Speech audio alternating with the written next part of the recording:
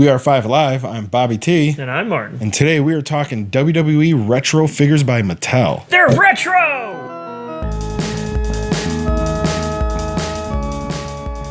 All right, Martin. So I think today what we're looking at here is a pretty awesome set of figures. I'm not too fond of the selection, but I still got them all because I'm a toy collector and I can't stop myself. My question on this becomes, I understand why they wanted to do this, why they went into it. It's obviously it's a nostalgia market, plus, a pretty simple sculpt wise, and you get a good return on.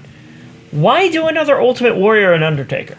Okay, so every line so far that they've announced and going forward is going to be some of the new guys, and mostly I think the Warrior was a real nostalgia play. Because there's going to be a lot of Attitude Era guys. The next series has Triple H, which is great, Stone Cold, and you The Rock. Don't have those. Yeah, you already. We do have Warriors. Warriors hot. So let's go down the line. Okay. We obviously the first toy that had to be made, couldn't stop it, was Roman Reigns. Roman Reigns. The women love him. Or as Brock Lesnar refers to him as, Samoa Joe. No, Brock. The real Samoa Joe. He actually is the real Samoan Joe, though. So it's a decent figure. I don't think the likeness is that great. We'll pop a few pictures up here on the screen. Well, no, he's not winning. Well, that's the yell right when he goes, "I'm doing this thing to my arm. I'm arming cocking my arm, and because it's also a gun." This is the worst. So, okay, well, I guess on a scale of 1 to 10, I'd give this like a 4, truthfully. Just as a fan of the figures, comparing it to what I believe is absolute perfection, the Macho Man version 1 figure, this thing is like a 4 at best. The likeness is not that great. The action only makes a little bit of sense, I guess, his Superman punch, but the likeness is really bad, and I think that actually goes to what you had said earlier in saying these are simple figures. Right. Well, while they may be simple figures and they have simple actions and very little articulation, I think the sculpting on the original series was superior. The faces were clear. You could tell exactly who you were looking at. There's a few exceptions like Ric Flair or Rick Rude. Pretty much any of the Ricks. Not really doing so well. But there was a few bad ones. But for the most part, you know exactly who you're looking at. This, if I didn't know it was Roman Reigns, I'd say it was a Samoan man named Joe.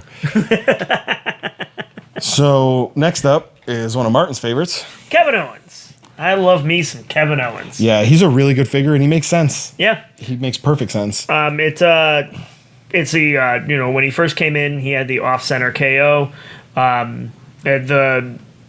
The sculpt is pretty much perfect. Well, I think the action is really kind of fits too, because he has a up and down arms action, and he has the pop-up power bomb, and he has a lot of power moves like that. So I think that action really does help out in kind of conveying the figure and everything about him. So I really enjoy it. We will move on to the next, and that is the Undertaker, which we already have how many of? 2? Well, that's actually interesting. Going back to the original line, there were a few different Undertakers, but it was the same figure over and over again. One had red hair with the zombie eyes, one had brown hair, one came with the coat, but they never really strayed too far. Which one of them came with a bike and terrible entrance music? Well, that was before it was really stupid, apparently. So, I think this is a great figure. The face is a little much. I think the original face was much better, but the body is great. I love the open hand, which actually is interesting because the urn that comes with one of the Mattel basic figures fits perfectly into that That's hand. nice. So you can really kind of play with that. Now, next up, we have the Ultimate Warrior. Oy. Yeah, it's not. I don't think he's kind of got horse face going. Yeah, no, he definitely has horse face going. I it think was that's unnecessary. Steroids, though. Well, that's where you get it in the belly. Yeah, I don't know. He's just a mediocre figure to me. Yeah, I think to me, Ultimate Warrior version 3, which you can see on my Instagram, I absolutely love. He's got the purple tights and the big tassels on the boots and the stomping feet. That does nothing for me. That does nothing. Next up, speaking of things that do nothing, John Cena. I believe it looks like possibly, I know there was a lot of part swapping from Oh guy no, to this guy. is the Ultimate Warrior body. It's the yeah, I think it's the left arm of the Ultimate Warrior because he has the tassel on this one, but on John Cena it's an armband. Yeah. So they did a little bit of part swapping, which hey, I'm perfectly fine with. It helps to keep the figures cheap, so you're not making tool after tool. It's just when you get into a situation, let's make sure we're using it right. I like the semi-toothy grin that is on John Cena's face. It's the face sculpt on this one I'm not a fan of. But. Yeah, this actually looks like the face sculpt that's on one of the basic figures, and that's kind of what I can say for most of these is that they're kind of just okay sculpts, and we'll show on our Facebook a few of the better sculpts, I guess, to compare to, and then finally Bork Lesnar's himself, the man of many a tattoo. Of many a terrible tattoo. What is that, man? I can't stop looking at it. There are lifetime prison inmates who have better tattoos than Bork Lesnar's. I mean, and it's funny when you hear him tell the story of this awful, stupid tattoo on his chest. He goes, it's because, I felt like WWE was holding a knife to my throat or a sword to my throat. And you go, no, you got a stupid tattoo. And then you're like, holy shit, how do I cover this up? The answer to it is maybe a dick, because it's the only thing that is in that shape. Laser surgery. That's the answer to it. Maybe a jet.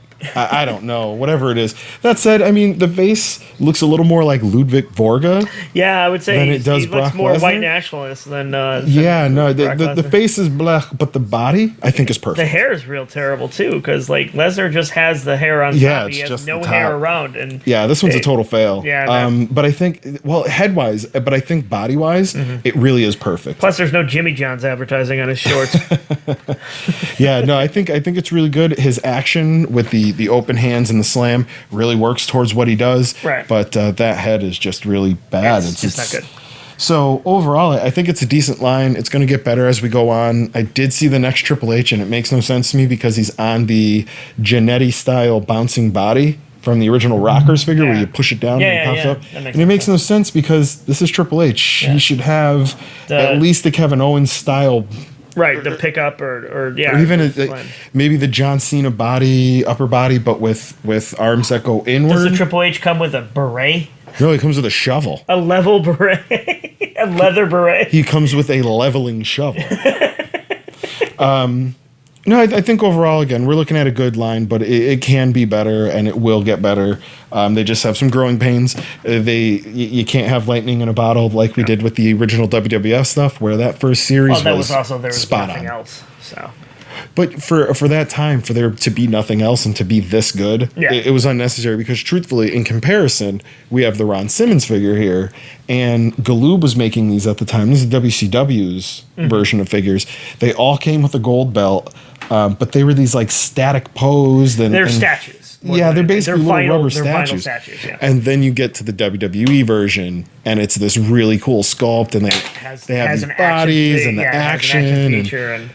So we're going to talk more in another episode about the WWE, WWF Hasbro's in the future. Oh, the Dusty.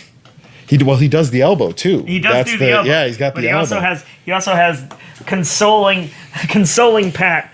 And then you get Jannetty, and then he's like, yeah, he just cowardly jumps through a window. Jumps through the glass window of Bork Lesnar's bubble. So with that, we have been Five Alive. I am Bobby T. I am Martin. Be sure to like, share, subscribe, and follow us at Five Alive VP on Twitter, Instagram, and Facebook. Also, leave a comment below. Let us know what you think. Oh, yeah. Interview is over.